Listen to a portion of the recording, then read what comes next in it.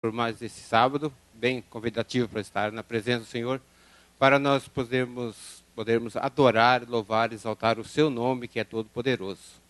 Nós agradecemos a presença de cada um de vocês, que nessa manhã estamos juntos para adorarmos, engrandecer e louvar o nome do Senhor. E em nome de Jesus, eu dou abertura a esse culto divino. Eu convido que os irmãos se postem em pé, para nós nos adorarmos, louvarmos o Senhor, com o hino de número 296. Nessa manhã, o pastor Edivaldo estará nos trazendo a mensagem, a palavra do Senhor, que tem como tema, tem como título, a lei e a graça. Que nessa manhã você possa estar, seu coração aberto, para receber a mensagem, a palavra do Senhor, nosso Deus, nessa manhã.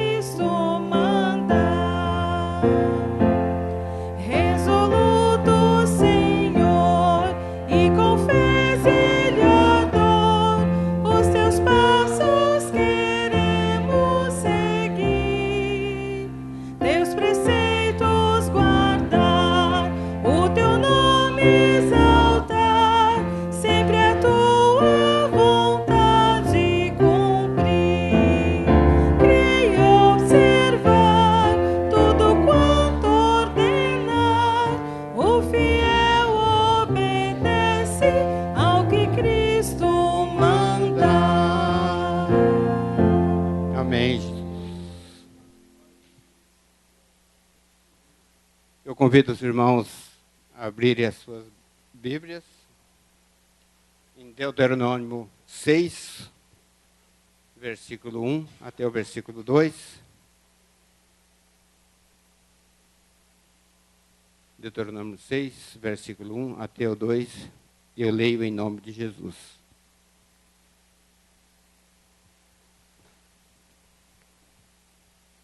Esta é a lei.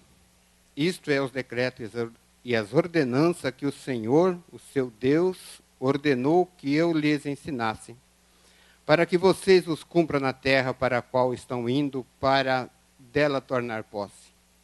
Desse modo, vocês, seus filhos e seus netos, temerão o Senhor, seu Deus, obedecerão a todos os seus decretos e mandamentos que eu lhe ordeno, todos os dias da sua vida, para que tenha vida longa. Nesse momento, nós vamos dobrar os nossos joelhos e vamos orar ao Senhor nosso Deus.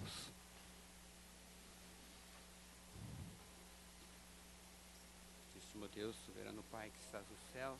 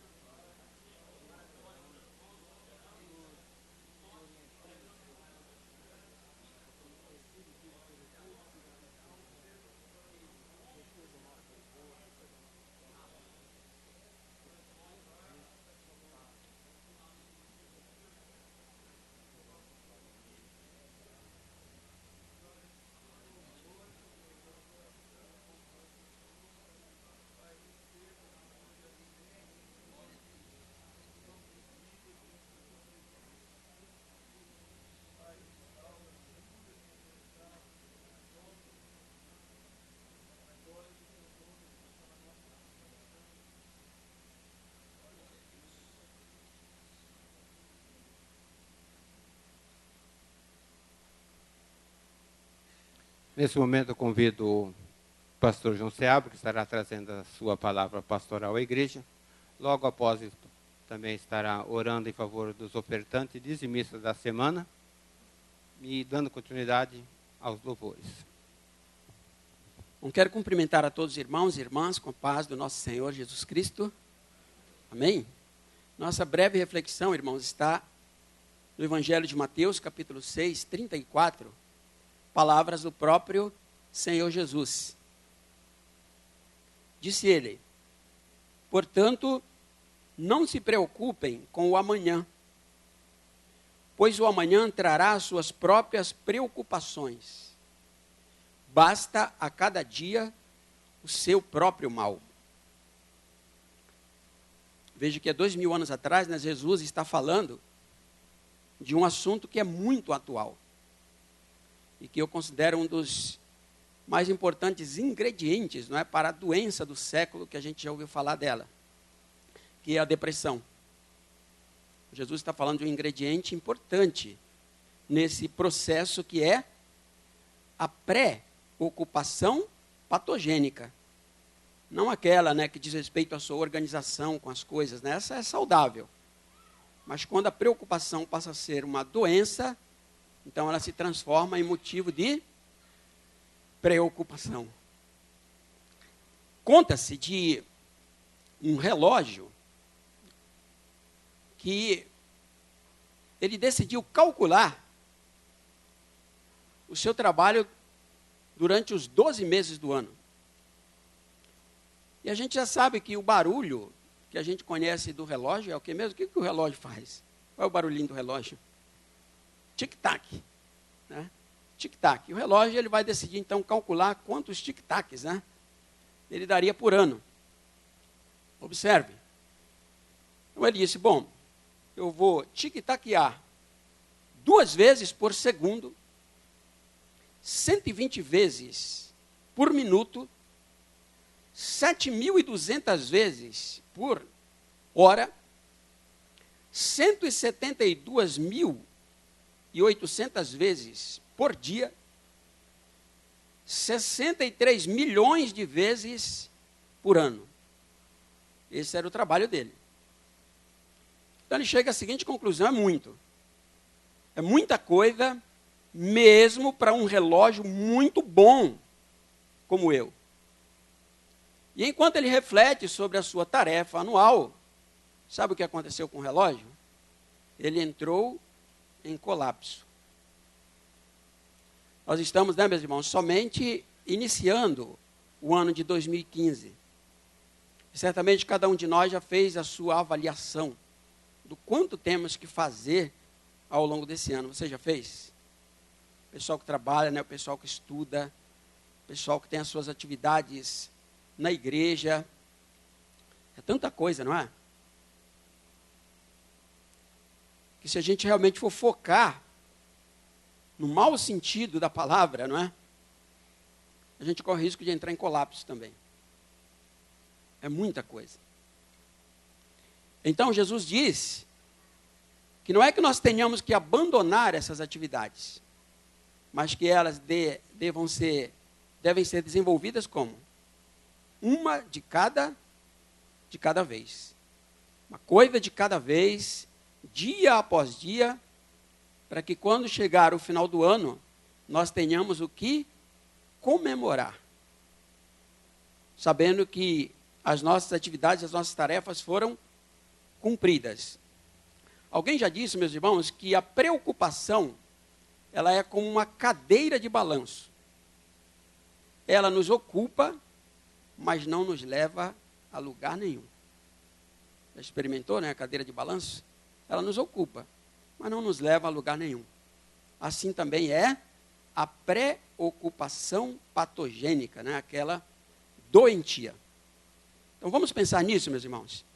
Pensemos sim nas nossas atividades, o tanto que nós temos que fazer, né, para a glória de Deus, aqui na sua casa e fora dela. Mas não tente calcular, porque o trabalho é muito grande. O caminho é longo.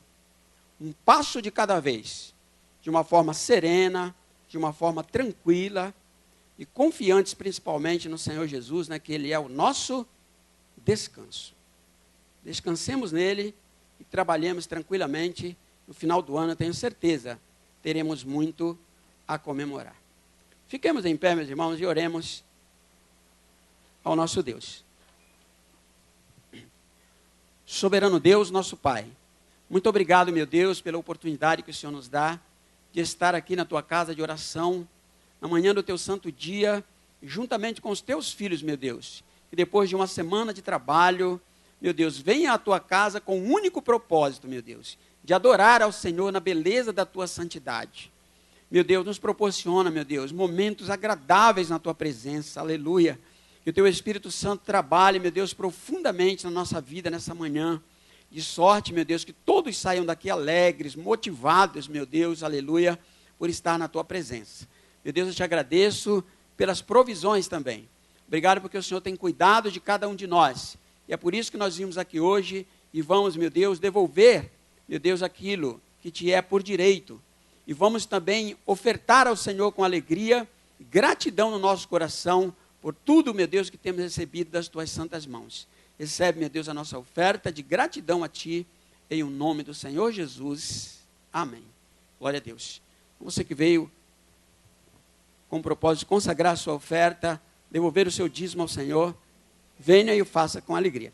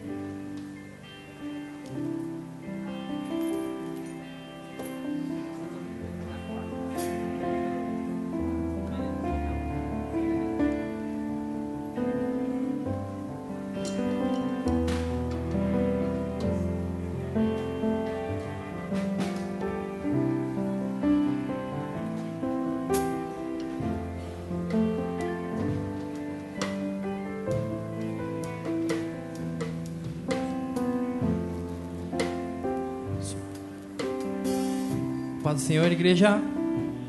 Louvado exaltado seja o nome do Senhor. É com imensa alegria que voltamos, né, de uma forma mais efetiva a estarmos na casa do Senhor, né. A gente percebe pela quantidade de pessoas que entram no templo do Senhor, né? Então, eu peço para que os irmãos fiquem de pé, para que juntos exaltemos o nome daquele que era, que é e que será. Louvado seja o nome do Senhor. Venha o teu reino. Hoje, na escola bíblica, nós aprendemos, né, que o reino de Deus, ele tanto é futuro quanto presente. E se ele é presente, então por que não vivermos esse reino do Senhor? Amém? Então venha o teu reino.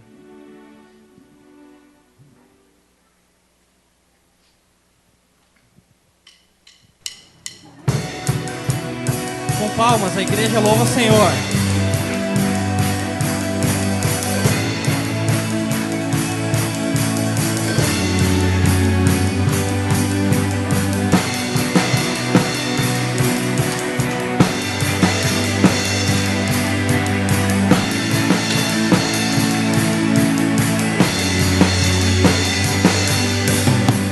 Teu amor me alcançou, Senhor, por tua graça posso entrar, contigo quero estar. Em mim vive o teu amor, vida, tua palavra é, vida eterna é. Vivo por ti, em verdade, que o teu reino, ó Deus, venha com poder, que se faça o teu querer. Onde tu estás, flui a salvação. Quero mais de ti, mais de ti.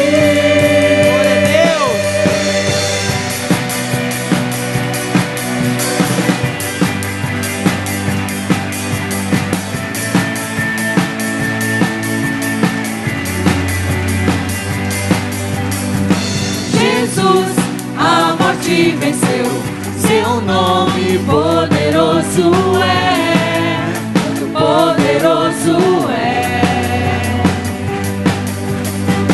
Em fé me levantarei, seus pés e mãos eu serei, sua vida mostrarei. Vivo por ti, em verdade, que o teu reino, ó Deus, venha com poder, que se faça o teu querer. Onde tu estás, flui a salvação. Quero mais de ti, mais de ti. Teu reino, ó Deus, venha com poder, que se faça o teu querer. Onde tu estás, flui a salvação. Quero mais de ti, mais de ti.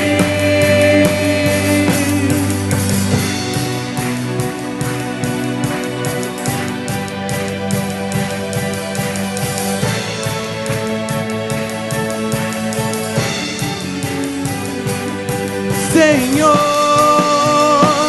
vivo por ti, por tua verdade, Senhor Jesus.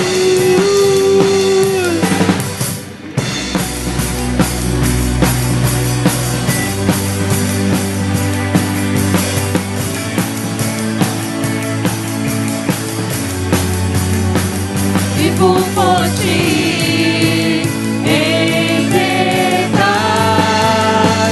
adoro a ti, Senhor Jesus. Que o teu reino, ó Deus, venha com poder, que se faça o teu querer. Onde tu estás,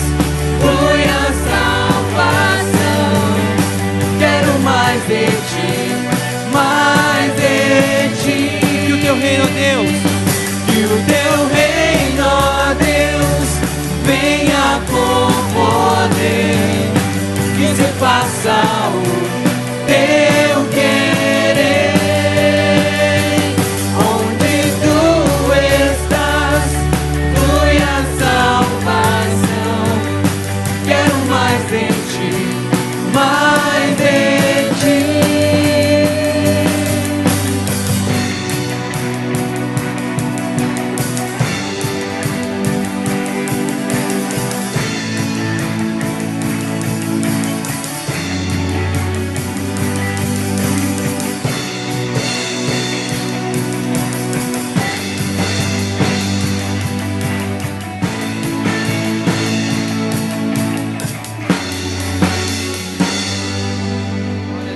Louvado seja o teu nome, Senhor Jesus. Possamos louvar o Senhor enquanto nós tivermos fôlego de vida, enquanto eu viver.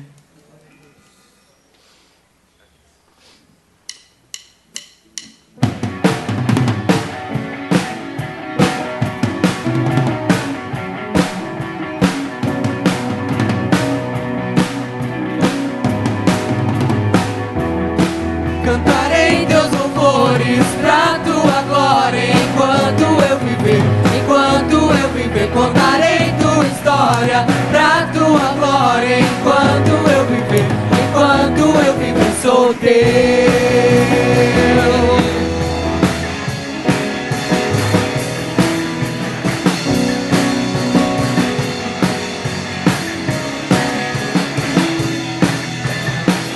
Cada instante pra tua glória, todo tempo louvarei.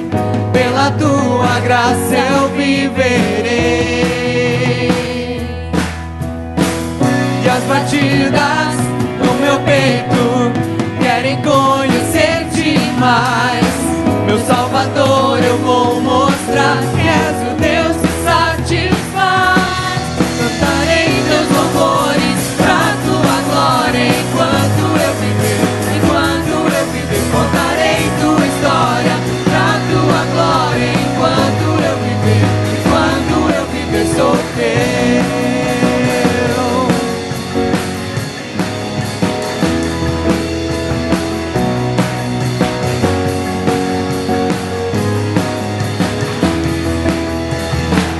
Cada instante pra tua glória, todo tempo louvarei.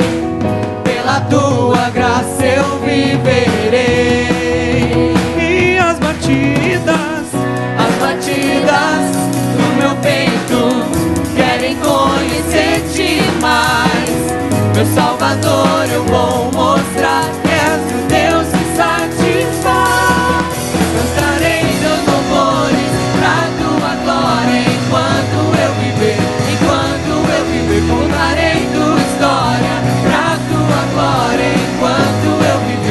Enquanto eu viver, sou teu.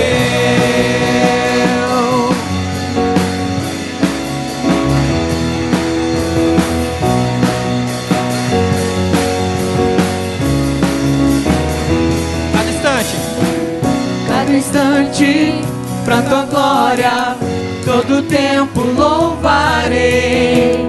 Pela tua graça eu viverei. As batidas no meu peito querem conhecer-te mais. Meu Salvador, eu vou mostrar que és o Deus que satisfaz. Cantarei teus louvores pra tua glória. Enquanto eu viver, contarei tua história pra tua glória. Enquanto eu viver, sou teu.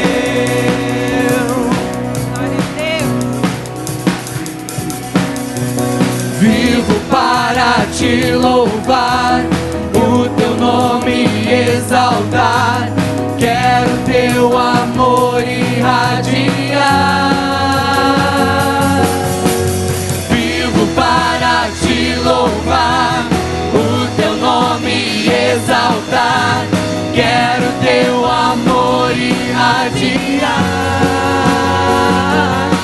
Cantarei teus louvores pra tua glória. Enquanto eu viver, contarei tua história pra tua glória. Enquanto eu viver, enquanto eu viver, cantarei teus louvores pra tua glória. Enquanto eu viver, contarei tua história pra tua glória. Enquanto eu viver, sou teu. Oh, oh, oh, sou teu. Oh, oh, sou teu. Seja o teu nome, Senhor. Glória a Deus, aleluia. O Senhor está nesse lugar. Nós podemos sentir a presença do Senhor neste lugar. Glória a Deus. Nós temos um Pai, igreja. Um Pai que olha para cada um com um olhar de ternura, com um olhar de misericórdia, e diz: venha do jeito que você está. Glória a Deus. E essa é uma sorte, porque se fosse qualquer outra pessoa, se você fizesse qualquer outro tipo de coisa errada, dependendo dessa pessoa, ela não te perdoaria, ela não olharia mais para você. Mas Deus, com infinito olhar de misericórdia, Ele olha para você e diz: venha do jeito que você está. Venha que eu vou falar contigo. Eu vou te esconder com tanto amor, eu vou te pegar pelos braços, se for preciso, eu vou te pegar pelo colo. Então é esse Deus que nós cremos, é esse Deus que nós confiamos, e louvamos a Deus porque Ele é desse jeito, um Deus de amor, nos braços do Pai.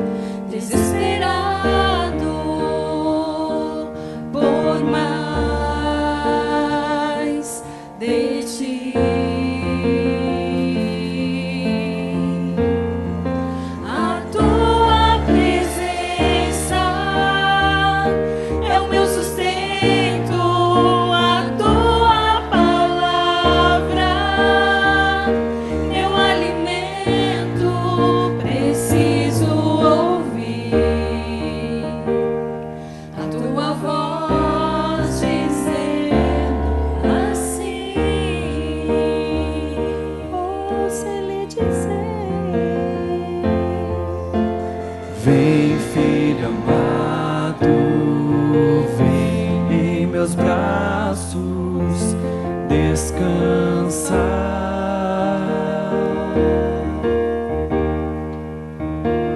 E bem seguro te conduzirei ao meu altar. Ali falarei contigo, com meu amor te envolverei.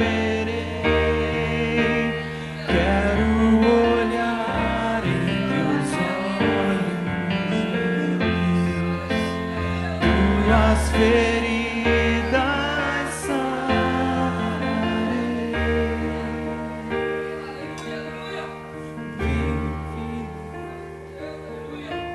Vem, filho amado, vem como estás.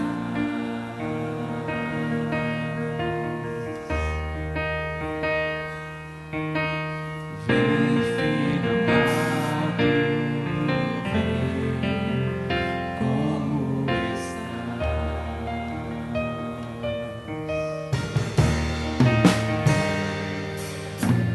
Pai, estou aqui.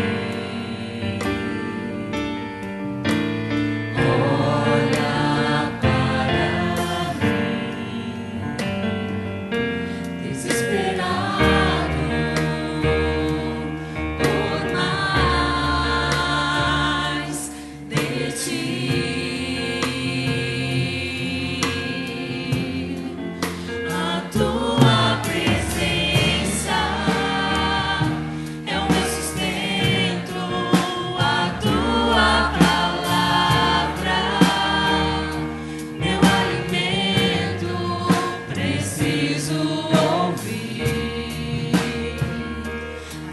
tua voz dizer assim.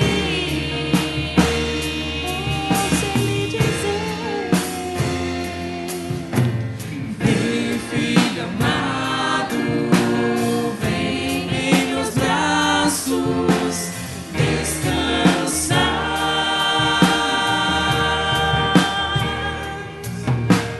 E bem seguro te conduzirei ao meu altar.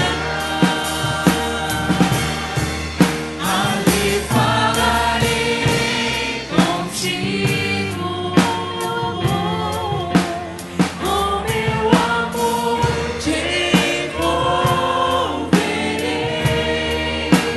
Quero olhar em teus olhos, o mais profundo, tuas feridas sararei. Vem, filho amado, vem como estás.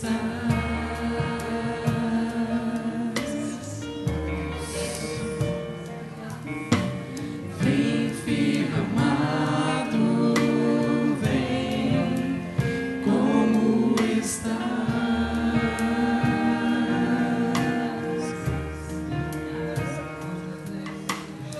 Vem, filho amado, vem como estás.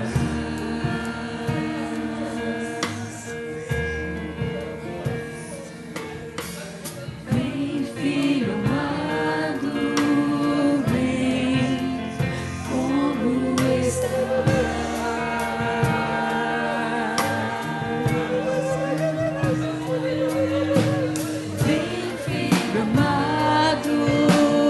vem como estás.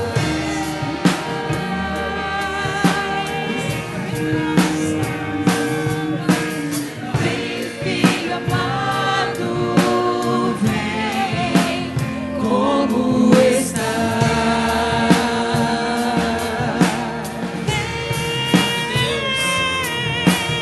Vem, filho amado, vem como estás.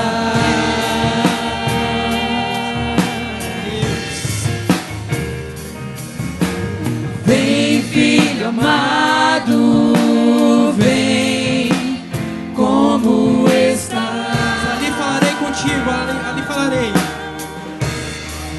Ali falarei contigo, com meu amor te envolverei. Quero olhar em teus olhos,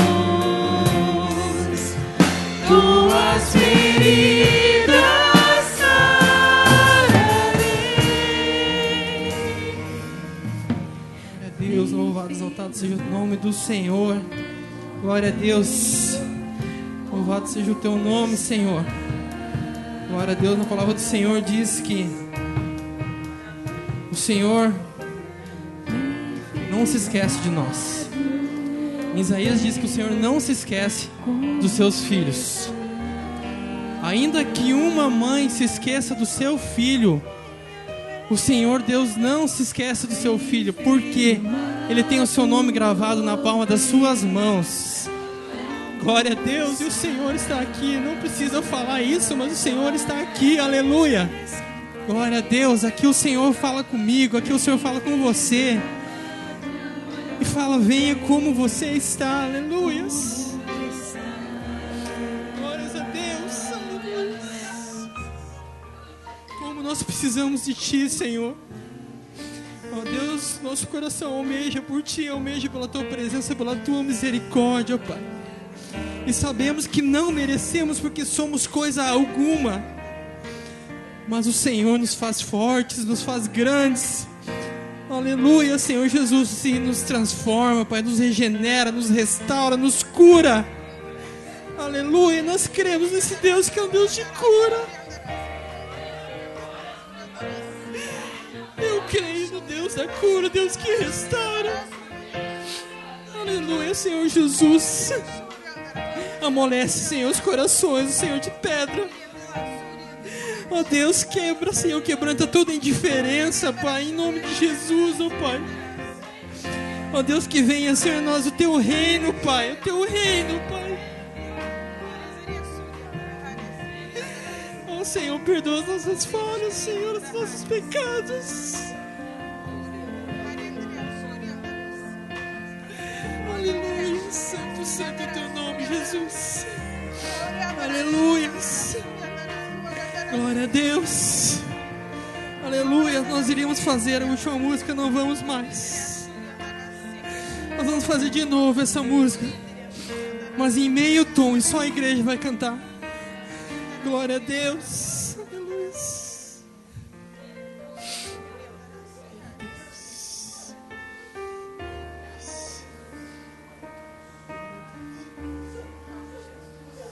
A igreja. Pai, estou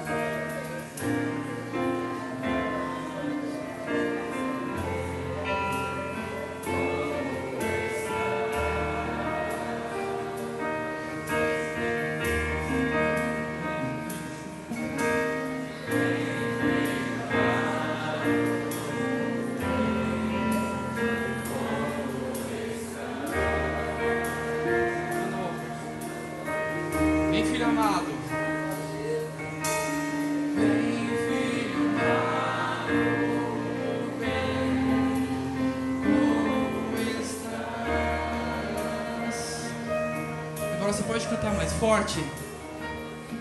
É Jesus falando. Vem, filho amado, vem, como estás.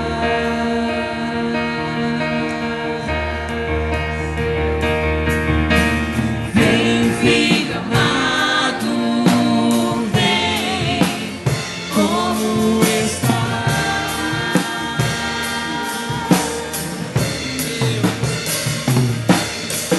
Vem, filho amado,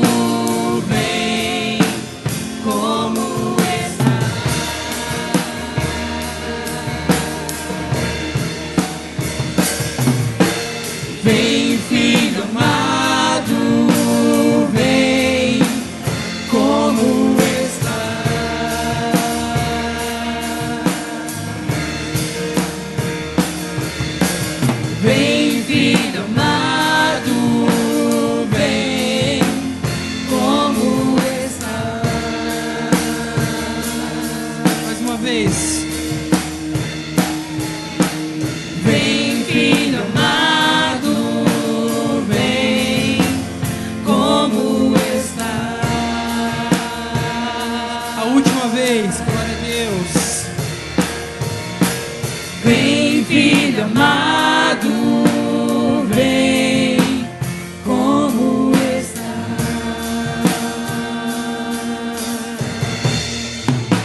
Glória a Deus. Seja teu nome, Jesus. Te agradecemos, ó Deus. Te agradecemos, Senhor Deus. Glória a Deus.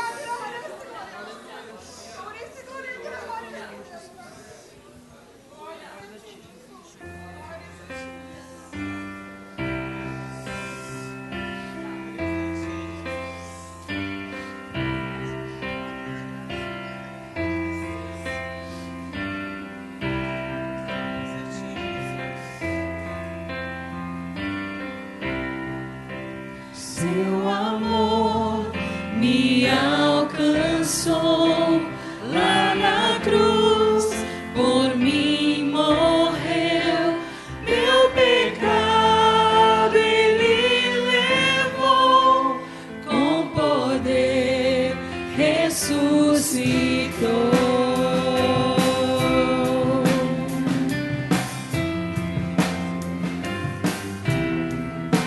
Segue sendo sempre fiel, meu refúgio e proteção.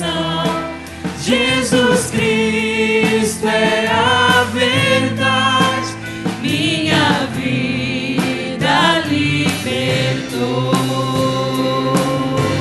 O que Ele é? Poderoso, poderoso, me livraste, me salvaste. Está escrito, já venceste, Cristo, tu és o Senhor.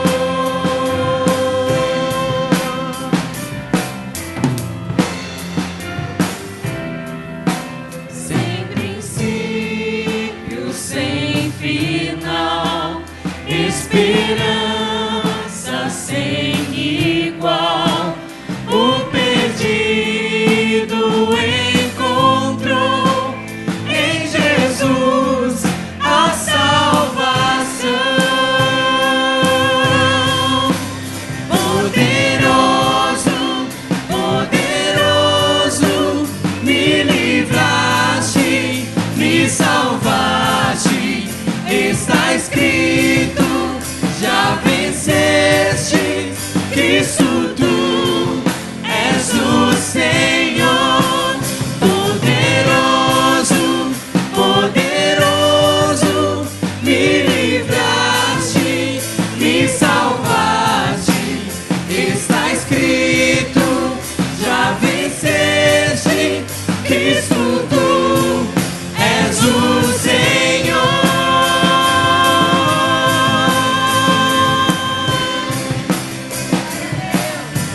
Glória a Deus, que o nome do Senhor seja exaltado, aleluia! Glória a Deus, aleluia! Santo é o teu nome, Jesus! Deus! Que o Senhor seja exaltado, seja exaltado, seja exaltado. Que o Senhor seja exaltado, seja exaltado, seja exaltado. Que o Senhor seja exaltado, seja exaltado, seja exaltado. Que o Senhor seja exaltado, seja exaltado, seja exaltado. Mais uma vez, que o Senhor seja exaltado, seja exaltado, seja exaltado. Que o Senhor seja exaltado, seja exaltado, seja exaltado. Poderoso, poderoso, me livraste, me salvaste.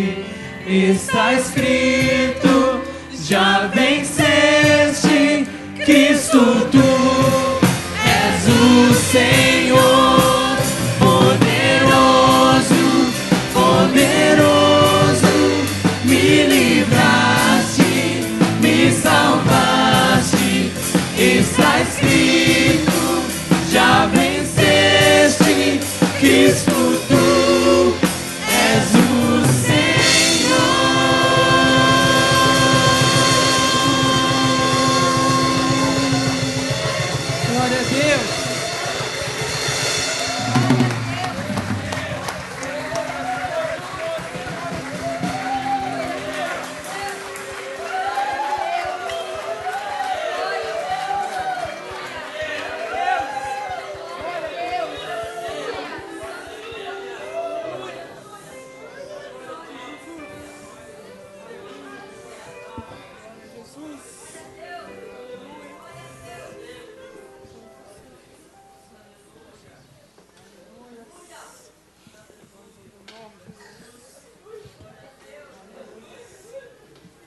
Senhor Deus e Pai que estás nos céus. Obrigado, Senhor Jesus, por estar presente neste momento, ó Pai eterno. Poder ver a manifestação do Espírito Santo no meio do teu povo, Senhor Jesus Cristo. Obrigado, meu Deus, por nos dar a graça de estar na tua casa, Senhor, para presenciar este momento, para sentir a tua presença, Pai. Espírito Santo de Deus, diante da responsabilidade de falar da tua palavra, eu peço, usa os meus lábios, Senhor Jesus. Que nós possamos olhar para a tua palavra, Senhor Jesus, e aprender da tua vontade, Senhor, daquilo que realmente tu quer para nós, ó Pai. Mais uma vez eu te peço, Espírito Santo, se manifesta em nosso meio. Usa os meus lábios, Senhor Jesus, que possamos aprender, ó Pai, que a tua palavra faça diferença na minha vida a cada dia, Senhor Jesus. É o que eu te peço em nome de Jesus, ó Pai. Em nome de Jesus. A igreja pode assentar-se?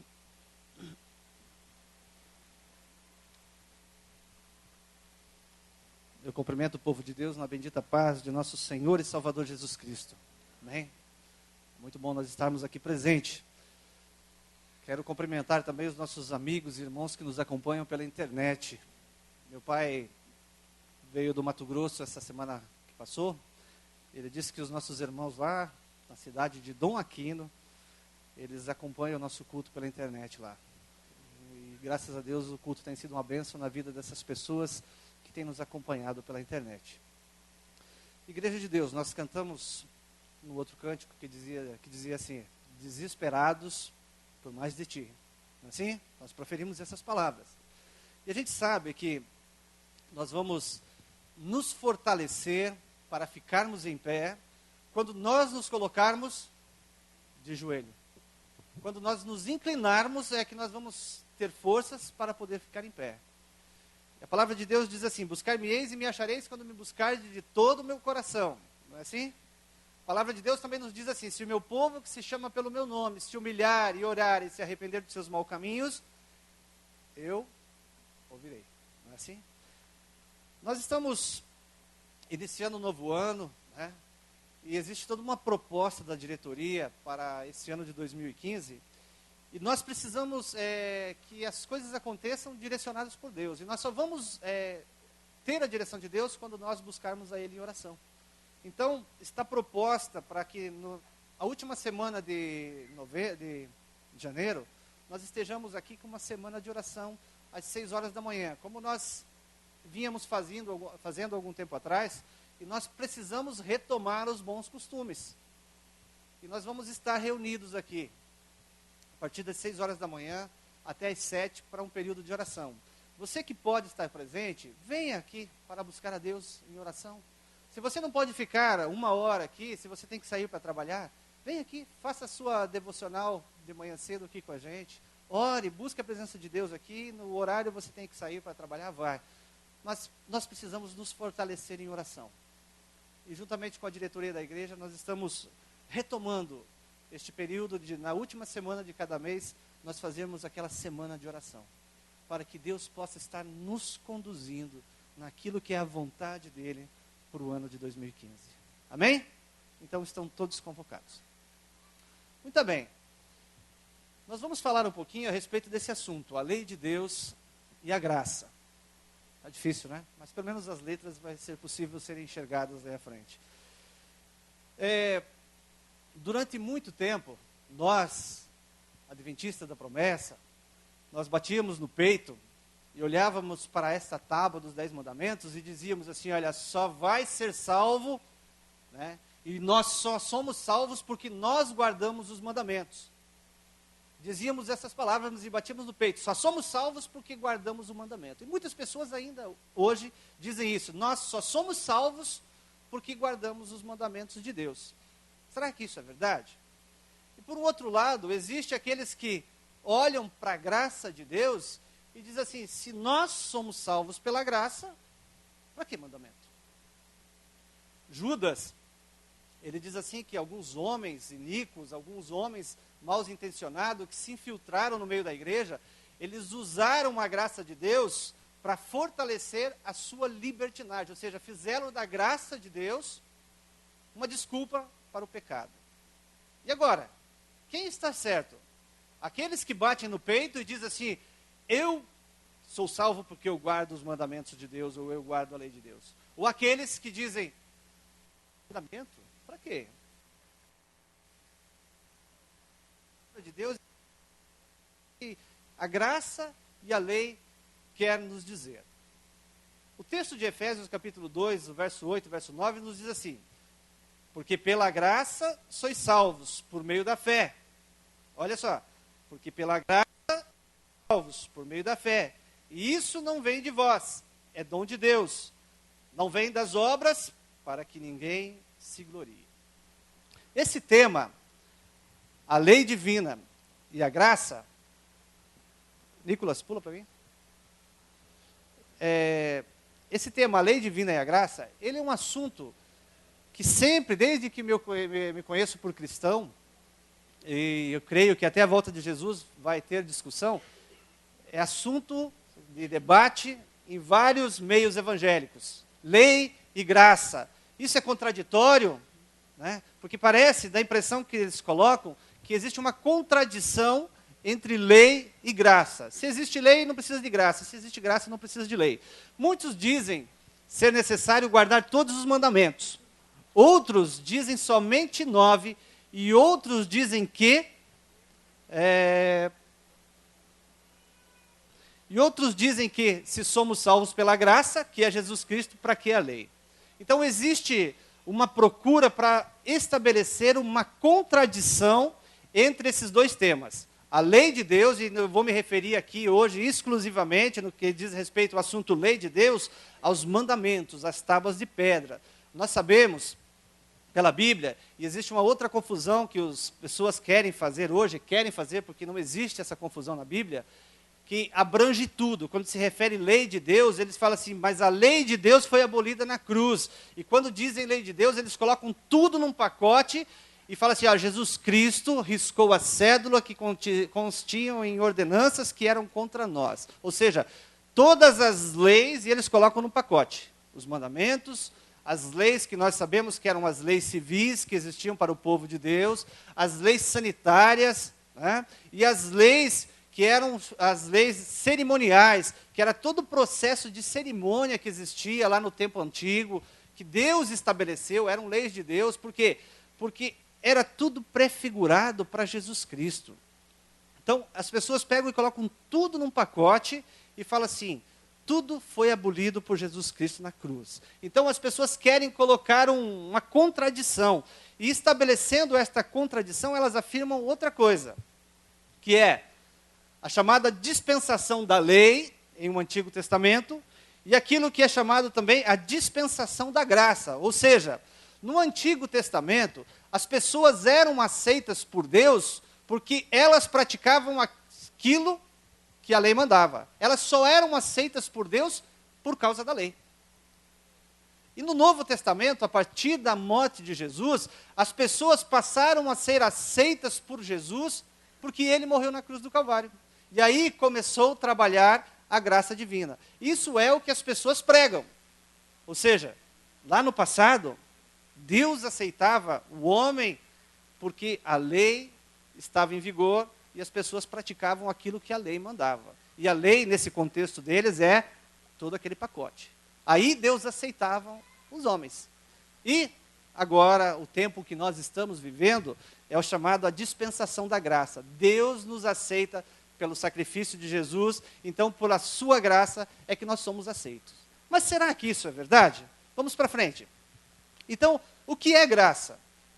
Todos nós já ouvimos dizer, graça é um favor imerecido, é uma dádiva a que não se faz jus. Nós não merecemos, mas nós recebemos. Isso é graça. A graça é a aceitação do homem por parte de Deus. A graça é a fonte da nossa salvação. Então, nós, adventistas, não podemos bater no peito e dizer assim, eu sou salvo porque eu guardo os mandamentos. Eu não posso fazer isso. Ninguém pode olhar para a Bíblia e falar, eu só sou salvo porque eu guardo os mandamentos. Porque isso vai em contradição com o primeiro texto que nós lemos, que diz lá, porque pela graça sois salvos, por meio da fé. Isso não vem de vós, é dom de Deus, não vem das obras para que ninguém se glorie. Porque senão eu vou chegar lá no céu e eu vou dizer assim, Deus, mas eu mereço muito mais do que o Vaguinho, porque eu guardei muito mais os teus mandamentos do que ele. então eu mereço muito mais as recompensas. Então, a salvação, a nossa salvação é pela graça. A nossa aceitação diante de Deus é somente pela graça. O favor imerecido, aquilo que nós não merecemos, mas Deus, por seu amor e pela sua bondade, nos concede. Né? Ou seja, a aceitação. Nós só somos aceitos por Deus pela sua graça. Vamos para frente? Quando a graça de Deus começou a agir na humanidade? Esses mesmos afirmam que a graça de Deus começou a agir na humanidade lá na cruz do Calvário. Quando Jesus disse aquelas palavras: Pai, na tua mão entrego o meu espírito. Pai, está consumado. Então as pessoas afirmam que a partir daquele momento, a graça de Deus começou a operar na humanidade. Vamos ver quando a graça de Deus começou a agir. Timóteo, Paulo, quando escreve a Timóteo, ele diz assim: Deus nos salvou e nos chamou para sermos o seu povo. Não foi por causa do que temos feito, mas porque este era o seu plano e por causa da sua graça, ele nos deu essa graça por meio de Cristo Jesus. Quando? Antes da fundação do mundo. A graça de Deus, mais um para frente. Antes mesmo da queda do homem, Deus já havia estabelecido esse plano de salvação. A graça, a implantação da graça já estava no meio. Então, afirmar que a graça começou a operar em Jesus Cristo, a partir da morte de Jesus Cristo, isso é antibíblico. Olha o que diz o texto de Apocalipse 13.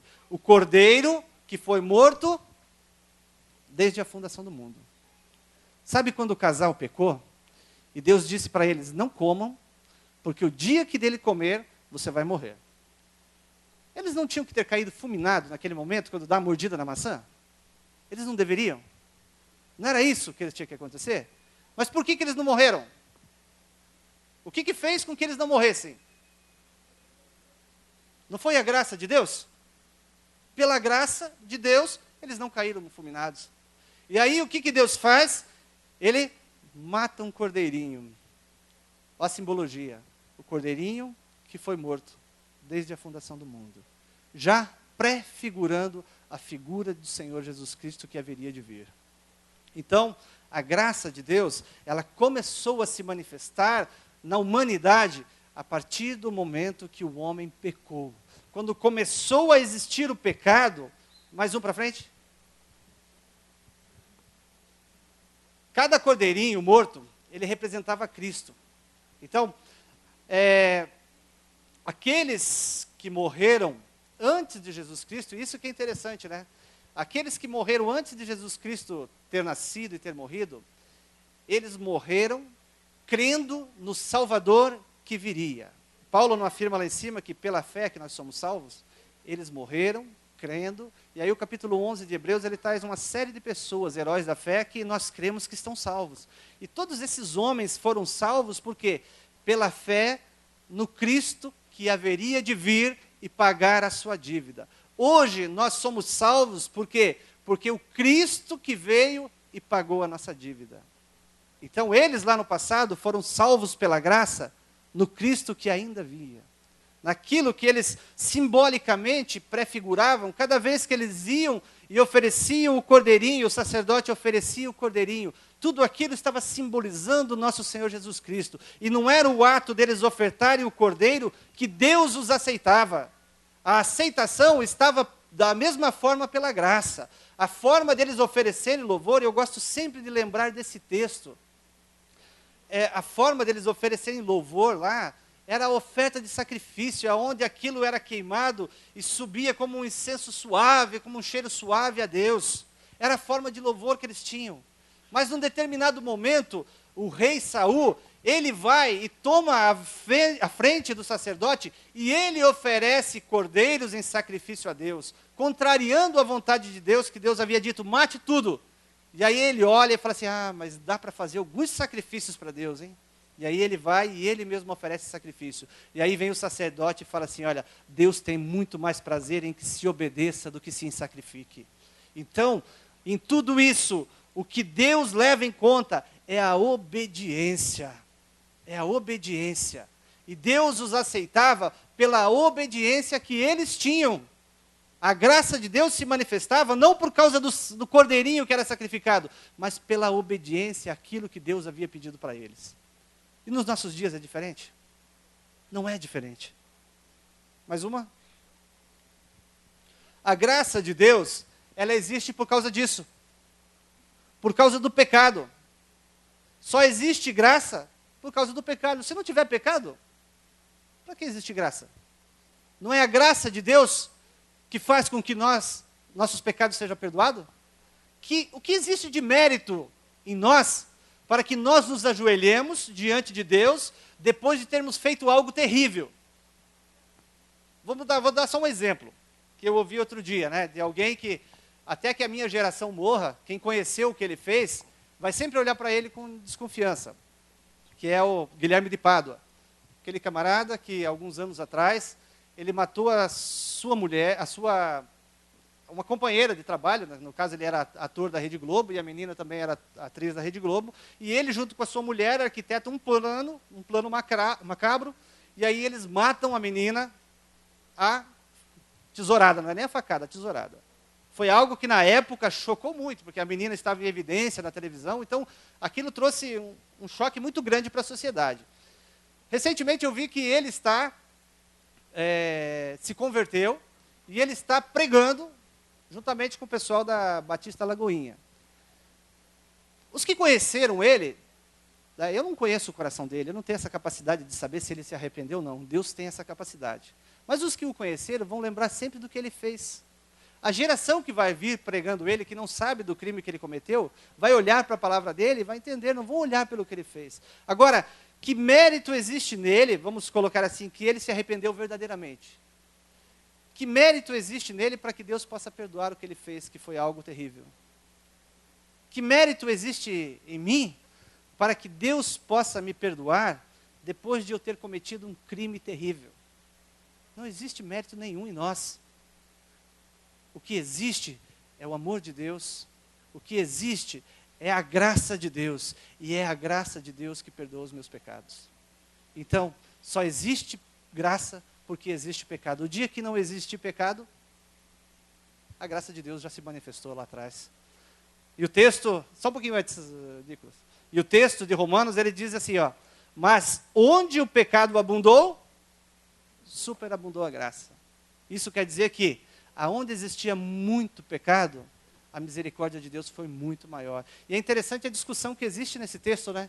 Que Paulo ele fala assim, será que é necessário que nós estejamos pecando para mostrar que Deus é bonzinho? Será que é necessário eu viver pecando, pecar bastante, para mostrar que Deus é bom? Não existe, Deus é bom. Mas o fato é que, aonde existia mais pecado, ali a graça de Deus foi muito mais misericordioso. Aonde existia mais crime, ali Deus foi muito mais misericordioso. Será que é porque Deus amou mais aquela pessoa? Não. É porque ele carecia muito mais da graça de Deus. Então, aonde abundou o pecado, ali a graça de Deus esteve em quantidade tremenda.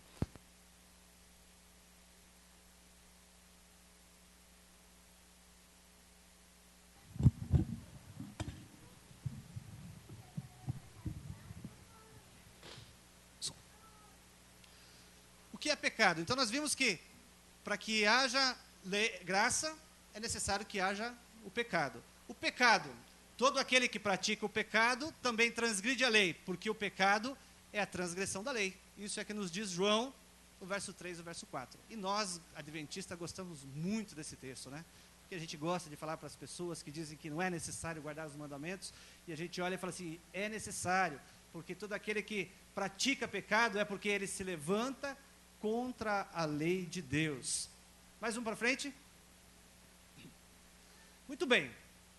Pecado é chamado de iniquidade. Aquele texto de João, em algumas traduções, você vai ouvir ele diferente. Você vai ver ele diferente. Todo aquele que peca, comete iniquidade, porque pecado é iniquidade. Então, pecado é iniquidade. E segundo o dicionário, não o dicionário bíblico, mas o dicionário que nós temos aí, ele diz que a iniquidade é o ato, né, de transgredir a lei ou os bons costumes. Então isso é iniquidade. Iniquidade é uma palavra grega que quer dizer sem lei. iniquidade ou pecado é errar o alvo. Tudo isso é iniquidade. Sabe quando Isaías fala assim, que as nossas iniquidades fazem separação entre nós e Deus? Não é assim que o texto de Isaías diz? Isaías está dizendo assim, porque o fato de nós vivermos sem lei faz separação entre nós e Deus. Porque iniquidade é sem lei. Iniquidade, dentro da origem da palavra, quer dizer opositor à lei. Aqueles que se opõem à lei de Deus. Sabe quando Jesus diz assim, por se multiplicar a iniquidade, Jesus está dizendo assim, ó, por se multiplicar aqueles que são opositor à lei de Deus, o amor de muitos se esfriará. Sabe aquela palavra que Jesus profere, quando ele diz que muitos vão chegar naquele dia e vão dizer, Senhor, mas em teu nome, ele diz, eu não vos conheço. Jesus está dizendo assim, olha, apartai vós de mim, os que praticam a iniquidade, apartai de mim aqueles que são opositores da lei. Olha a palavra de Jesus. Aquele que fez com que a graça se manifestasse, ele está dizendo para aqueles que no dia do acerto de contas foram opositor à lei de Deus, ele está dizendo assim, olha, apartai de mim você que se opôs a vida inteira à minha lei. Pecado é errar o alvo. Mais dois textos que as pessoas gostam muito de me criticar. Dentro das conversas que eu tive com pessoas, e por várias vezes eu ouvi esses dois textos. Né? As pessoas dizendo assim, você é adventista, né? Eu sou adventista. Você é aquele que vive debaixo da lei. Você é aquele que ainda leva cordeirinho lá para a tua igreja? Então, muito isso eu escutei, as pessoas me afrontarem, né, pelo fato de eu ser adventista, e muitos deles me citavam esse texto, mas é interessante que o texto se volta contra, né? Mas o pecado não é imputado não havendo lei. Porque onde não há a lei, também não há pecado. Então, aqueles que se opõem à lei de Deus, que diz que a lei foi abolida, eles gostam muito de usar esse texto. Mas eu pergunto para você, existe pecado hoje? Existe pecado? Como que você sabe que existe pecado? Porque existe uma lei. Por que você é multado quando você está passando desses radarzinhos que tem ali na rápida, e você passa a 80 por hora, daí daqui uns 15 dias você recebe uma multa em casa? Por quê? Porque existe uma lei dizendo que a velocidade limite ali é de 60 por hora. Se não existisse essa lei, eu podia andar 120 na rápida, que ninguém ia me multar. Não é? Então, se existe pecado, e se nós afirmamos, e esses mesmos que me citavam esse texto, eles me afirmavam, existe pecado no mundo. Se existe pecado, é porque existe uma lei que aponta o erro. Então, onde não há lei, não há pecado. Mas se há pecado, é porque existe uma lei. O guarda só vai me multar se eu tiver sem o cinto de segurança, porque existe uma lei dizendo assim, é obrigatório o uso do cinto de segurança.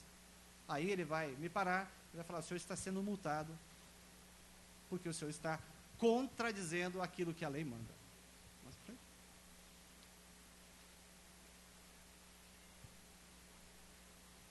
Mais um, Nicolas. Muito bem. Dentro disso tudo, lei e graça, é importante nós lembrarmos que a lei de Deus oferece direção à nossa vida. Ela não nos justifica. Paulo, do capítulo 1 até o capítulo 10, aproximadamente, do livro de Romanos, ele vai tratar a respeito do assunto justificação.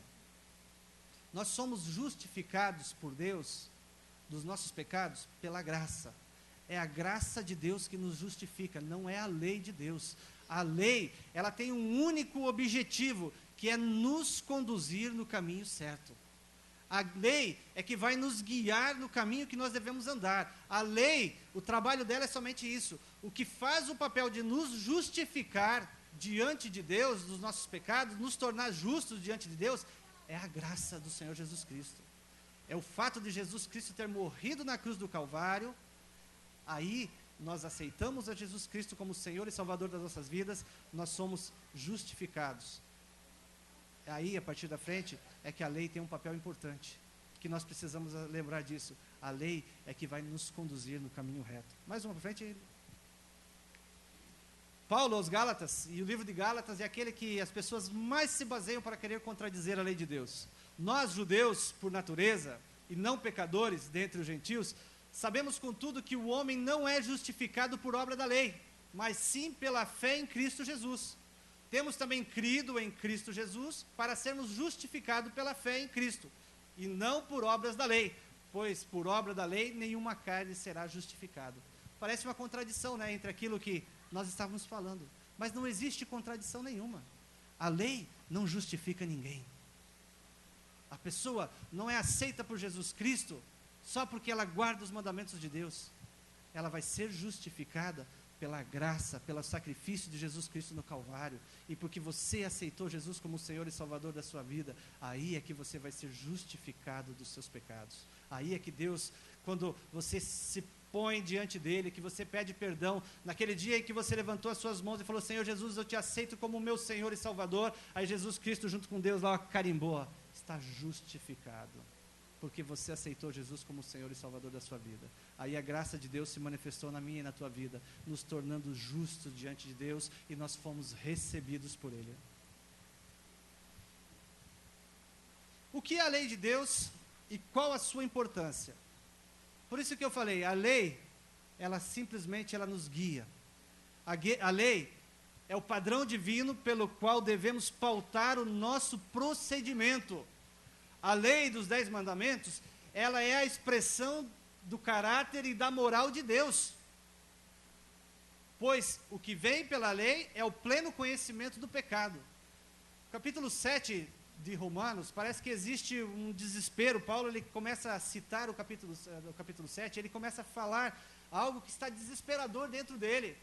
Ele diz assim, que eu achava que estava salvo, eu achava que eu estava bem, mas quando eu conheci a lei, eu vi que eu estava errado, porque a lei me mostrou que eu estava em pecado. Aí ele vem dizendo assim, e agora, eu vou dizer que a lei está errada? A lei não está errada. A lei, ela é um espelho. Eu podia chegar aqui agora e falar, Edson, você está com uma mancha no rosto. Aí ele vai tentar se limpando, mas a mancha está no teu rosto. E ele não vai conseguir limpar essa mancha no rosto. Mas se eu chego diante dele, você está com uma mancha no rosto, e coloco um espelho para ele, ele vai ver exatamente onde que está a mancha. E aí ele vai poder se limpar. E é esse o trabalho que a lei de Deus faz. Nós estávamos manchados, nós estamos vivendo uma vida do jeito que nós achamos que está correta. Mas quando nós nos deparamos com a lei de Deus, nós olhamos e falamos assim, a minha vida está errada. A minha forma de conduta está errada. Então eu preciso me corrigir. E como você vai se corrigir? De qualquer forma? Não. Dentro daquilo que os mandamentos de Deus, dentro daquilo que a lei de Deus te orientar a fazer. Não é do jeito que você acha que tem que viver, mas é do jeito que Deus quer que você viva. Os mandamentos de Deus é a expressão do caráter de Deus. Quando Deus entrega os mandamentos para Moisés, escrito em tábuas de pedra, Deus queria que o caráter dele fosse imputado no coração do homem. O que Deus sempre quis é que o caráter de Deus fosse imputado em nosso coração. E a forma de nós sabermos como é o caráter de Deus é nós olharmos para os princípios dele. E o princípio dele é o quê? É a moral. E aí nós vamos para as tábuas dos 10 mandamentos. E aí nós vemos que dos 10 mandamentos, 4 mandamentos são de amor a Deus. E os outros 6 mandamentos é de amor ao próximo. Dentro do caráter de Deus, ele quis que o homem reconhecesse a santidade dele. E Deus quis que o homem respeitasse o seu próximo. Quando Deus entrega os mandamentos, ele já começa a dar a sua apresentação. Ele começa o capítulo 20 dizendo assim, eu sou o Senhor teu Deus. Quando ele se apresenta para Moisés,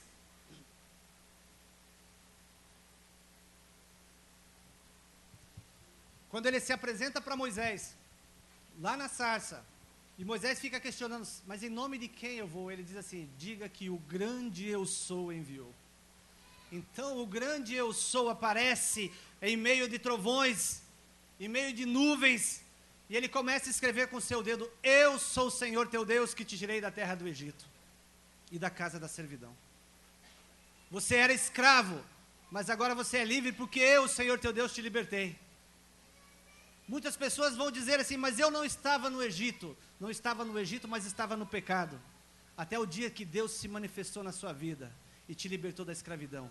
Então o grande eu sou, diz assim, olha, eu sou o Senhor teu Deus que te tirei deste mundo e da escravidão do pecado. O Deus que se apresenta e que quer que nós tenhamos responsabilidade moral com Ele, Ele começa a descrever aquilo que é a vontade dEle. Porque as tábuas de pedra, que Deus tem um valor muito grande por ela, tanto que escreveu com seu próprio dedo, Ele mostra aquilo que Ele quer de relacionamento meu com Ele. Ele começa a me dizer assim, olha, Edivaldo, eu não quero que você tenha outro Deus perante mim. Eu quero que na sua vida só eu reine. Esse mesmo Deus, Ele fala, Edivaldo, eu não quero que você seja como aquelas pessoas sem cultura, sem conhecimento, que ficam se prostrando perante imagens, sobre imagens que não têm valor nenhum, ídolos que não falam, ídolos que não caminham. E Ele fala assim, não faça para ti, Edivaldo, imagens de escultura.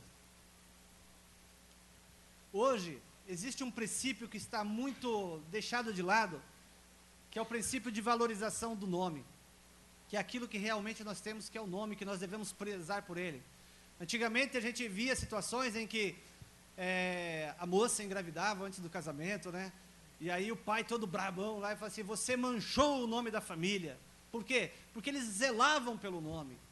E aí Deus fala assim, Edivaldo, eu não quero que você use o meu nome em brincadeira, eu não quero que você tome o meu nome em vão, Edivaldo. Eu quero que você zele pelo meu nome. Isso é princípio da moral de Deus. Deus zela, o grande eu sou zela pelo nome dele, e ele fala, eu quero que você não tome o meu nome em vão, zele pelo meu nome. Esse grande eu sou, ele fala, Edivaldo, eu sei que nos dias que você vai viver, você vai estar fazendo isso que o pastor João Seabra falou aqui agora, a preocupação, o estresse, mas eu separei para você um dia especial, Edivaldo, e eu quero que nesse dia você tire ele para adoração ao meu nome. E aí ele profere o quarto mandamento. E ele ele profere esse mandamento falando que é apenas uma lembrança, era para lembrar do que já vinha acontecendo. Então as pessoas dizem assim, não, mas os mandamentos, o sábado foi dado lá no Monte Sinai, o sábado está lá na criação. E Deus, ele fala assim, ó, lembra dele, lembra desse dia. E quando Deus fala lembra, é interessante, né, que é o único mandamento que Deus fala lembra, e é o único mandamento que as pessoas se esquecem e tiram da lei de Deus. Mas Deus fala assim, Edivaldo, eu fiz isso pensando em você. E aí Jesus Cristo vem reforçar essa palavra dizendo assim, olha, o sábado foi feito por causa do homem, não o homem por causa do sábado. O sábado foi feito para que o homem tivesse um dia de repouso, um dia de descanso. E aí Deus quer incutir em nós a sua moral. Deus quer incutir em nós o seu caráter. E Ele fala assim, não mate, não roube, não adultere, não fale mal contra o seu próximo, não cobice as coisas que é do seu próximo. Por quê? Porque isso é a moral de Deus. E a Bíblia fala que o nosso Deus é imutável. E se o nosso Deus é imutável, como que Ele pode nos dias de hoje fazer com que as 10 palavras, como é dito, os 10 mandamentos, sejam colocados de lado? Como que o grande Deus que não muda pode fazer algo que durasse simplesmente até Jesus? Se isso é a expressão do caráter e da moral de Deus, então a expressão da moral e o caráter de Deus durou até Jesus Cristo. Daí para frente Deus viveu de qualquer forma. Não. Aquilo que Deus fez é eterno, porque é a nosso guia, é a nossa forma de conduzir. Eu olho para a lei de Deus, eu olho para os mandamentos de Deus, vejo que eu estou errado, e aí Deus fala assim, segui por ela. Está aí o meu espelho, está aí a expressão do meu caráter, está aí o que eu quero para a tua vida. Segui por ela. Limpe o seu rosto, eu estou te dando o espelho. Mais uma, Nicolas. Os mandamentos de Deus são a base da sua justiça. Se os mandamentos de Deus foram abolidos, se não existe mais mandamentos, como que Deus vai chegar no dia do juízo e vai falar assim, você é salvo ou você não é salvo? Qual é o critério que Deus vai usar, Jesus vai usar na vinda dele, e vai dar ordem para os anjos que vão até os 4 cantos da terra para recolher os salvos? Por que esse é salvo e por que esse não é salvo? Qual é o critério que Deus vai usar? A base da justiça de Deus são os seus mandamentos. Porque os seus mandamentos são os que nos guiam. Essa é a base da justiça de Deus. Se é a base da justiça de Deus, não pode ter sido abolido de forma nenhuma. Quanto mais a vida se complica nos dias em que nós estamos vivendo, e as opiniões dos homens são cada vez mais contraditórias do que é certo ou errado, mais os homens, mais nós precisamos da lei de Deus. Não é assim? Capítulo 7 de Daniel, se eu não me engano, verso 25. Existe uma profecia que fala assim: e cuidarão de mudar os dias de guarda e as leis. E isso aconteceu no decorrer da história. Hoje, quando nós abrimos a Bíblia e olhamos para o capítulo 20 do livro de Êxodo, nós encontramos aquilo que Deus escreveu com seu dedo. Mas, infelizmente, os mandamentos de Deus foram mudados.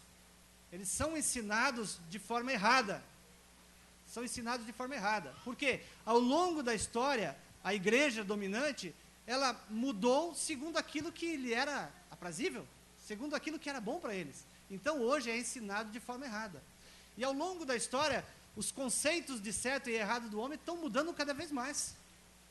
Nós vimos recentemente que a autoridade máxima da igreja romana disse que é importante que a igreja comece a se relacionar com os homossexuais para que ver se eles podem entrar num acordo. Que acordo existe? Aquilo que para Deus é abominável, não tem como eu olhar e falar assim: ah, é bonitinho. E aquilo vai, hoje, para nós, é algo terrível. Mas e para as gerações futuras? Pode ser que caia, assim como uma vez eles mudaram a lei de Deus, e no que eles mudaram a lei de Deus, para aqueles que viviam naquela época, foi algo terrível. Existe um livro que conta a história do cristianismo. É interessante que tem uma foto que é tirada da sacada, e dali os líderes religiosos, eles, no dia de sábado, eles ficavam olhando para a cidade. E a casa que eles não viam uma fumaça saindo da chaminé, eles iam lá, porque tinha um guardador de sábado ali. Tinha alguém que contradizia os preceitos da igreja dominante. Então eles ficavam dali olhando. E aonde não tinha fumaça, eles iam lá e levavam aquela pessoa presa. Porque eles estavam contrariando os preceitos da igreja.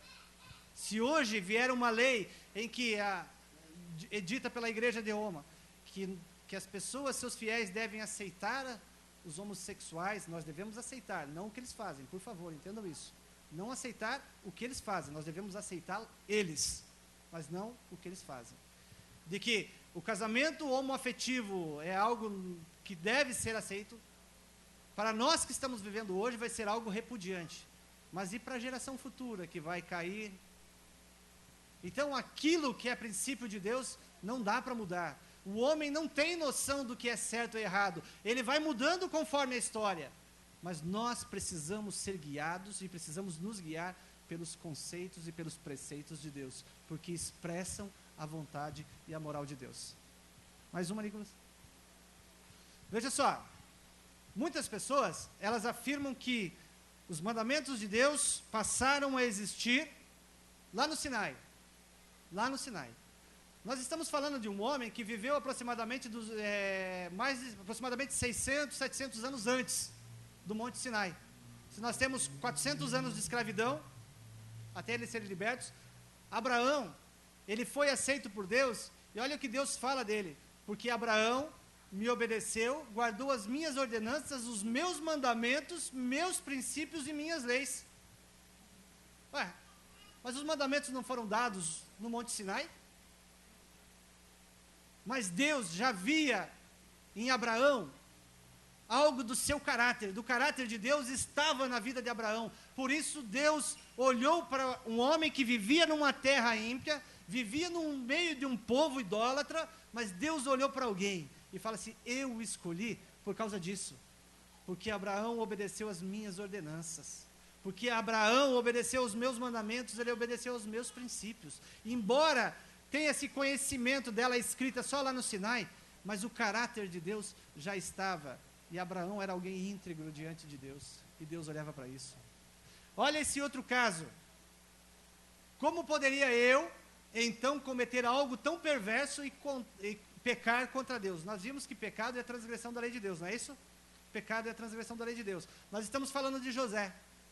José, quando a esposa de Potifar tenta contra ele para levá-lo para a cama, que ele foge, ele profere essas palavras: como poderia eu, então, cometer algo tão perverso, que era cometer o ato de adultério?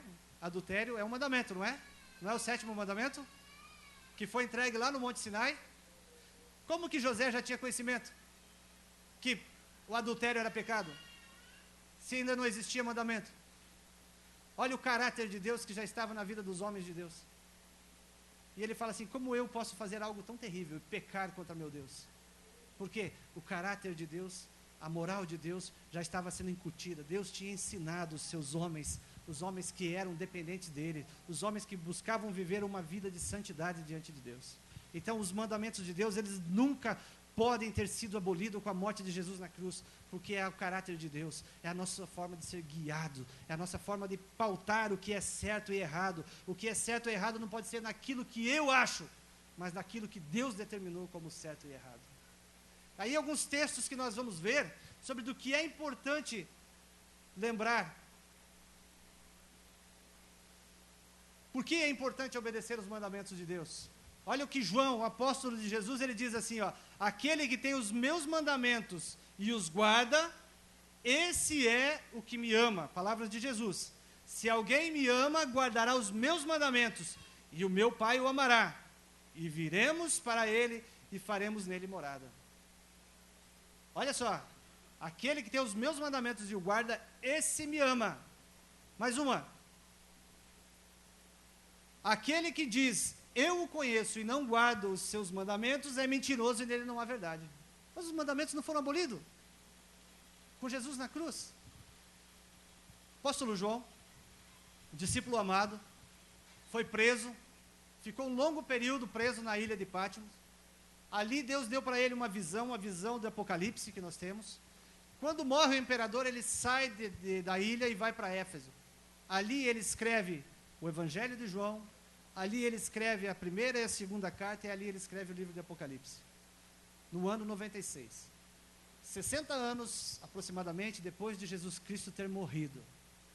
João diz que aquele que diz: eu o conheço e não guardo os mandamentos, é mentiroso e nele não há verdade.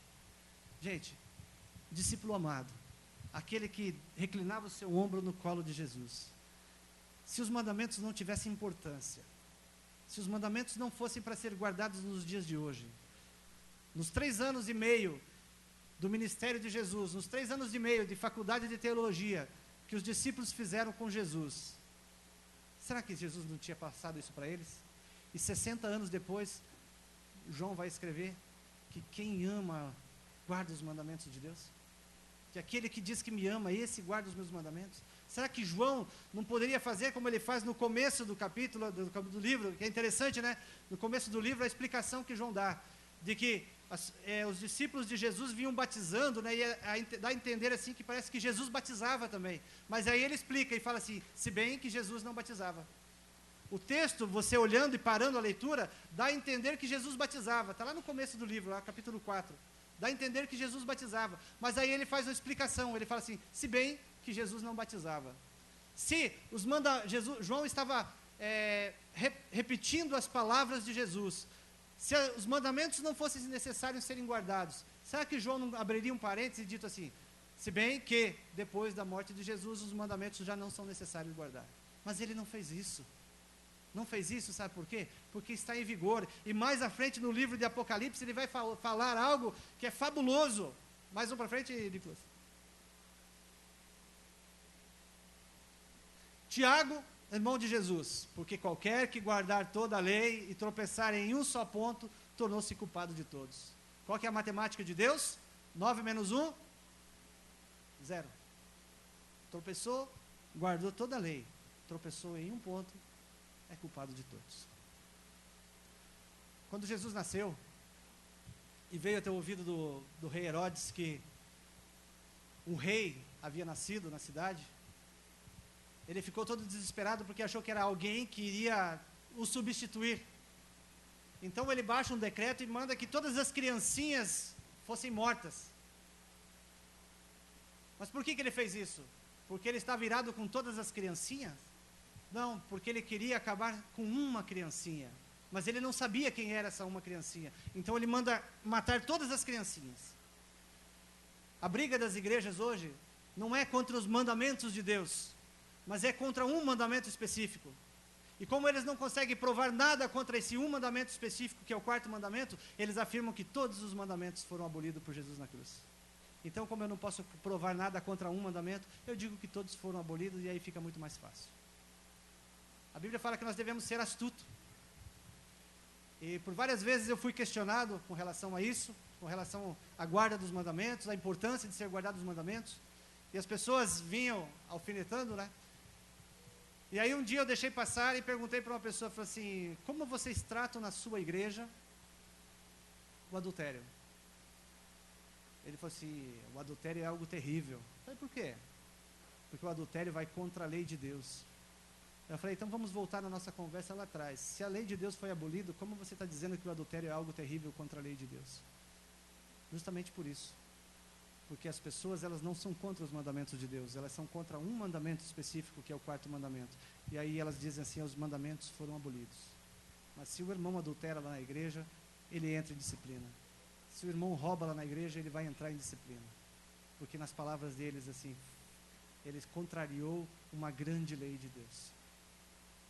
Mais um para frente, Nicolas. Olha só. O mesmo João que escreveu, dizendo que se você me ama, obedece os meus mandamentos, ele diz assim, e o dragão, que é Satanás, irou-se contra a mulher, que é a igreja, que somos nós, e foi fazer guerra aos remanescentes da sua semente. E quem eram esses remanescentes fiéis? Eram aqueles, os que guardam os mandamentos de Deus e têm a fé em Jesus. Então não dá para dizer assim, olha, somente a fé em Jesus. Não é só a fé em Jesus. A fé em Jesus é a forma de você ser justificado. Mas vem algo em sequência, que o próprio João escreve dizendo que quem são os remanescentes fiéis, que o dragão, que é o Satanás, ele quis fazer guerra contra os que guardam os mandamentos de Deus. E mais um texto que o próprio João escreve, dentro da visão que lhe foi dada em Apocalipse. Mais uma, Nicolas. João tem uma visão dos céus. João tem uma visão dos salvos. E olha quem eram esses salvos. Aqui está a paciência dos santos. Aqui estão os que guardam os mandamentos de Deus e a fé em Jesus. Como eu posso chegar de púlpito, como eu posso chegar numa pregação e dizer assim, olha, acabou os mandamentos de Deus. Se aquele que deu a visão para João disse que aqueles que estariam nos céus são os que têm a fé e aqueles que guardam o mandamento de Jesus. Parece que é contraditório. E a Bíblia, em nenhum momento, ela vai se contradizer. Mas a visão de João é de que aqueles que estavam nos céus eram os que guardavam os mandamentos de Deus e aqueles que tinham a fé em Jesus. Qualquer pregação diferente dessa é mentirosa. Eu não posso pregar. E aí, igreja de Deus, nós temos que ser inteligentes da seguinte forma, de que nós, na evangelização, e aí durante muito tempo nós ouvimos isso, de que nós, Igreja Adventista da Promessa, não crescemos, nós não pregamos, porque a nossa doutrina é difícil, porque nós estamos a pregar sobre os mandamentos, mas a pregação, a evangelização, você vai falar sobre o primeiro assunto, que é a graça. Você vai falar para a pessoa que está escrava lá no mundo, que existe um Salvador que morreu por ela, de que existe um Salvador que quer justificar os pecados dela, de que quer tirar ela dessa escravidão do pecado. Depois que ela entender isso, de que ela entender que Jesus é o melhor caminho, aí ela vai ser começado um processo de discipulado com ela. E no processo de discipulado é que nós vamos falar da importância de guardar os mandamentos de Deus. Não é na evangelização. Vai falar na evangelização que a pessoa tem que deixar o trabalho dela lá no sábado para aceitar Jesus Cristo, ela não vai dar ouvido para você. A pessoa tem que entender, sabe por quê? Porque guardar os mandamentos de Deus tem que ser algo feito por amor. Por amor e não por peso. Porque a palavra de Deus nos diz, aquele que me ama guarda os meus mandamentos. E os quatro primeiros mandamentos são amor a Deus. Os outros são amor ao próximo. Então, a base da guarda dos mandamentos de Deus é o amor. Eu tenho que ter prazer em guardar os mandamentos de Deus. A partir do momento que eu guardo os mandamentos de Deus como um peso, não tem valia nenhuma. De nada vale. Aquilo que nós fazemos para Deus como um peso, não tem valia nenhuma. Deus quer que você pratique aquilo que é princípio dele por amor a ele, não por peso, de forma alguma por peso, porque a base dos mandamentos de Deus é o amor. Então, quando a pessoa amou a Jesus, ela entendeu que ela foi salva pelo sacrifício de Jesus na cruz, que ela entendeu a graça. Quando a pessoa ama Jesus, começa a desenvolver um amor muito grande para Jesus, você começa a discipular essa pessoa. E aí você começa a discipular e começa a dizer, olha, você precisa pautar a sua vida. Você deve conduzir a sua vida segundo aquilo que Deus quer para você. E como Deus quer que eu viva. Aí nós começamos a falar a respeito dos mandamentos de Deus. Somente aí, não quando a gente vai pregar para a pessoa lá fora. Quando a pessoa aceitou Jesus aqui dentro. Aí nós falamos, Deus tem algo para você. Você não é salvo porque você guarda os mandamentos, mas você foi salvo para guardar os mandamentos. É diferente. Ninguém guarda os mandamentos para ser salvo, porque isso seria mérito nosso a salvação. Mas a partir do momento que nós fomos salvos pela graça, a salvação que nós recebemos de Jesus é para nós guardarmos os mandamentos. Por quê? Porque nós vamos viver a nossa vida dentro daquilo que Deus quer que nós façamos. Amém, igreja de Deus? E mais 2 textos para nós concluirmos.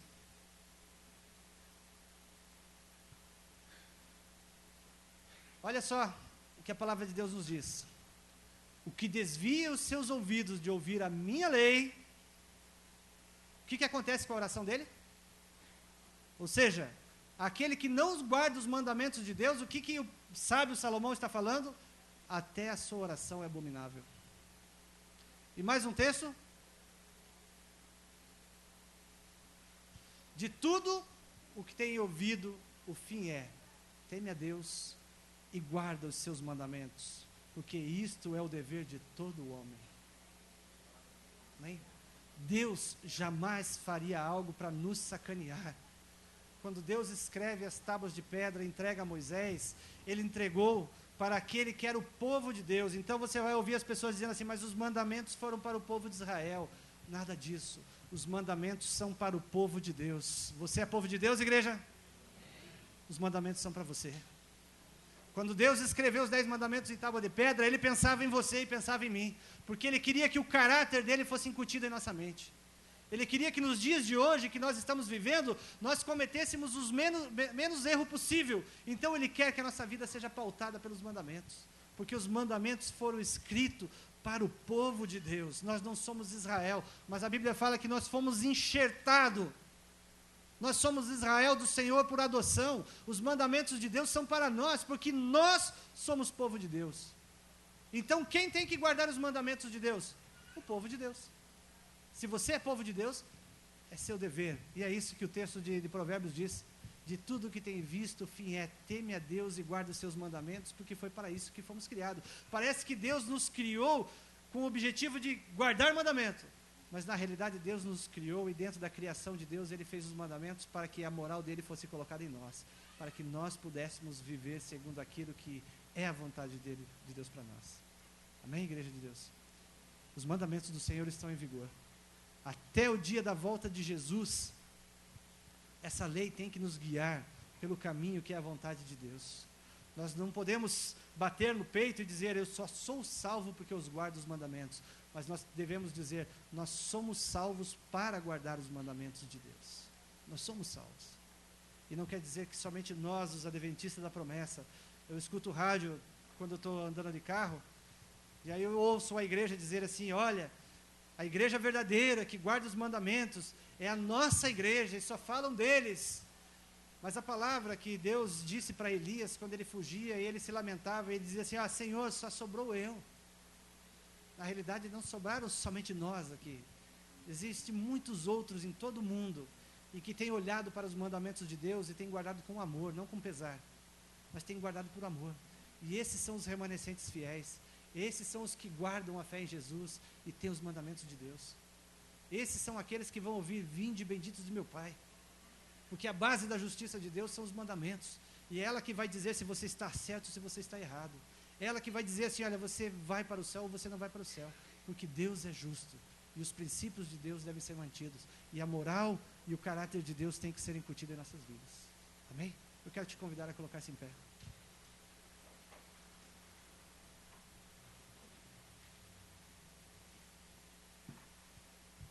Se até hoje você tem olhado para os mandamentos de Deus com pesar,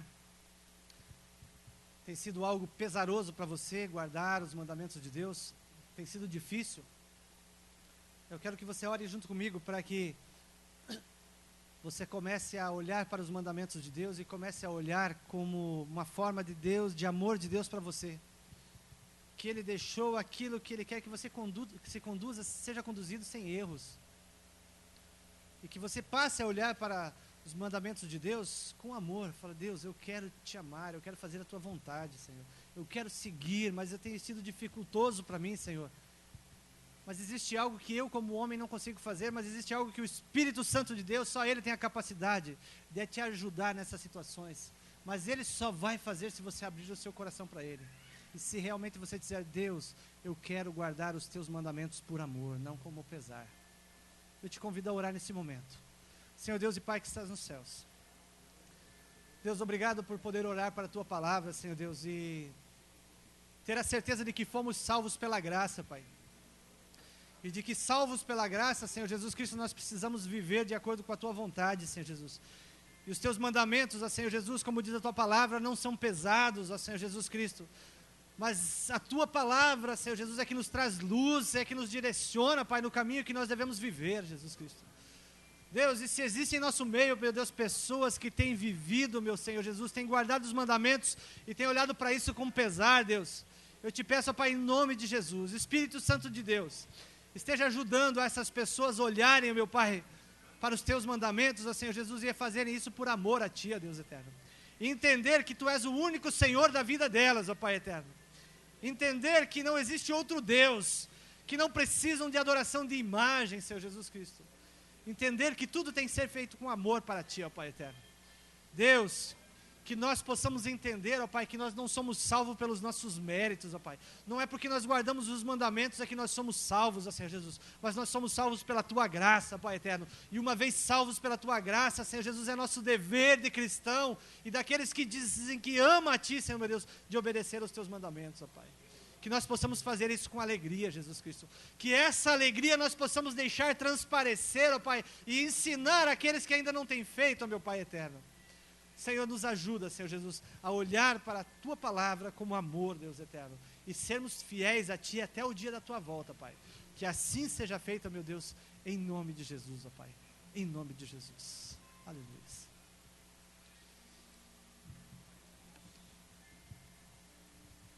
Irmãos, nós vamos orar ao nosso Deus já. Mas é importante a gente refletir sobre essa palavra, né? Que na minha opinião ela vem como um oásis assim no meio do deserto. Uma vez que nós estamos vivendo num mundo, né, que se globaliza, não é?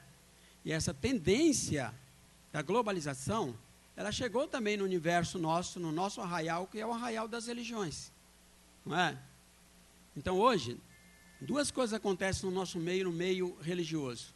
Duas palavras que a gente não pode esquecer, não é? Um chama-se sincretismo religioso. E a outra é o ecumenismo, né? Que são duas palavras muito semelhantes. Não é? Então, nós temos que ter bastante cuidado nesse processo. Não é? Por quê? Não dá para a gente colocar tudo numa vasilha só, sem ter cuidado. Deus vai levar a sua igreja, vai levar uma única igreja. E Deus, Ele está trabalhando dentro desse processo. Mas nós precisamos ficar atentos, não é verdade? Você acha que dá para aceitar tudo? Não, não dá. Jesus, Ele nos alertou quanto a isso. Não é, meus irmãos? O sincretismo nada mais é do que a fusão do santo e do profano. Nós vamos ter, não é, lá na Bahia, daqui a pouco, a tão famosa chamada, o quê? Lavagem das escadarias, né? Da igreja do Bonfim. Vai acontecer esse ato sincrético, não é? Onde feitiçaria, não é, e cristianismo vão se fundir. Você acha que dá certo isso? E depois eles vão pular o carnaval. E está tudo certo. Vai dizer para eles que eles não são de Deus. Vai dizer. Então a gente vai engolir com casca e tudo as coisas? Não dá, né, irmãos? Né? Então essa reflexão ela é importante mesmo para a gente hoje, não é? Ela vem né, para que a gente reflita mesmo nos nossos valores, nos nossos conceitos a respeito, né? Não dá para você simplesmente fazer aliança com quem desobedece a Deus. Não tem jeito. Porque se você faz aliança com rebelde, né, a tendência é que você vai para o lado dele, como a gente tem visto acontecer.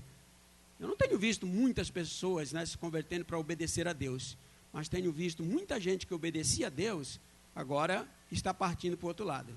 Porque a mentira tem falado mais alto, né? Mas a verdade de Deus é que tem que prevalecer. Cristo falou, eu sou o caminho, eu sou a verdade e eu sou a vida. Então é nessa verdade que nós temos que andar, que nós temos que nos conduzir. Meus irmãos, nós vamos encerrar o culto de hoje, mas não sem orar por você, que tem uma necessidade, que quer crescer mais na graça, no conhecimento do Senhor Jesus, que quer força espiritual, né, para você continuar na sua caminhada. De repente você tem o desejo de receber a oração da fé. Nós não vamos encerrar o culto sem orar por você que tem esse desejo, essa necessidade. Se nós temos alguém aqui que deseja receber a oração, vem aqui à frente e nós vamos orar por você. Amém? Eu já estou aqui, os presbíteros estão aqui, o pastor Disteu está ali que pode nos ajudar. Então, se você tem esse desejo, pode vir, vem, pastor, nos ajudar aqui também na oração, o presbítero está aqui. Nós vamos orar por você, que tem uma necessidade, seja ela qual for. Você percebeu que Deus trabalhou de duas formas na nossa vida hoje? Ele trabalhou a nossa emoção, mas trabalhou também o nosso intelecto, não é? Nós temos que nos emocionar, mas temos também que refletir, meus irmãos. Amém? Então, olha, vem aqui à frente, nós vamos orar por você, pela sua necessidade, seja ela qual for. E a igreja, né, que permanece aí de pé, levante a sua voz ao trono da graça de Deus e nos ajude também em oração, irmãos. Oremos. Glória a Deus.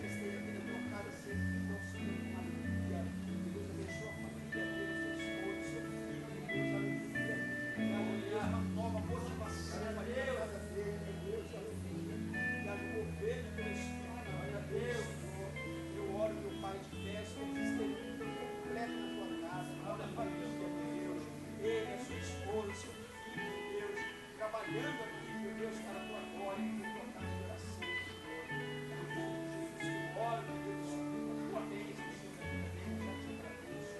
Em nome do Senhor Jesus.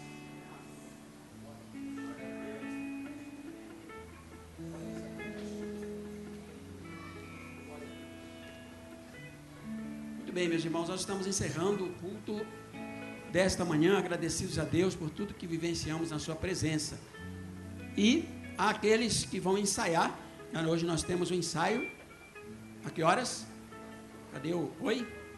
Às 16 horas, amém? 4 horas nós estaremos aqui, e com todos aqueles, né, que já ensaiaram, né, para que nós então ensaiemos mais uma vez, que é o último ensaio hoje, né?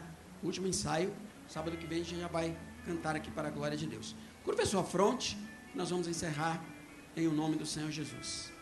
Que a graça do nosso Senhor e Salvador Jesus Cristo, o grande amor de Deus e a comunhão do Espírito Santo seja com todos nós, agora e sempre. Amém. Glória a Deus. Tenham todos um bom dia.